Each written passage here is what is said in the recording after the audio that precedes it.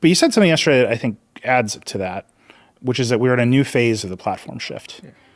Right. And people have talked about AI being a platform shift for quite a while. That always has meant to me that there's a user interface platform shift coming, right? We're going to interact with computers in natural language in more natural ways, and they will interact with us back in that same way, and everything will change. Is that the platform shift? Yeah, there are, you are right. Each of these platform shifts, changes many things on the I/O front. Nothing to do with Google I/O, just I/O in the traditional computer science sense.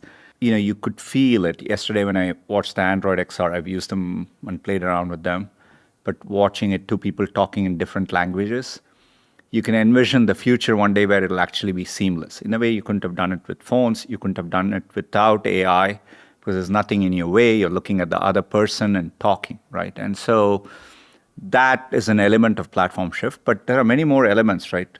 This is the only platform where I think the actual platform is over time capable of creating and self-improving and so on. In a way, we could have never talked about any other platform before.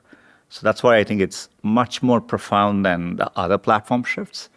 It'll allow people to create new things in a way, because at each layer of the stack, there's going to be profound improvements. And so I think that virtuous cycle you get in terms of how you can unleash this creative power to all of society, be it software engineers, be it creators, I think that is going to happen in a much more multiplicative way. And so when I say it's a next phase, I'm talking about that part too. Let me just make that more concrete for people. I think the last platform shift we all understand is the shift to mobile. That's right. And that was, right, we're going to have multi-touch, we're going to have faster cell connections, we're going to increase processing power that can go with you everywhere. And then there was a layer of applications that was enabled by all of those things. Yeah. You can push a button and a Toyota Camry will show up wherever you are in the world. It's like a very powerful thing that required all of those ideas. How would you describe the phase we're in now compared to that? The phase of this, because the first phase of AI was the transformers work and the models work, and we can all see this capability. Yeah. The second phase, what is it to you?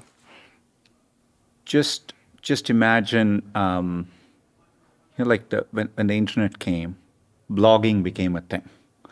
Pre-internet, very few people had a means by which they could put out their thoughts out to the world, right? With the internet came a new medium, it allowed people to create and express themselves in a new way.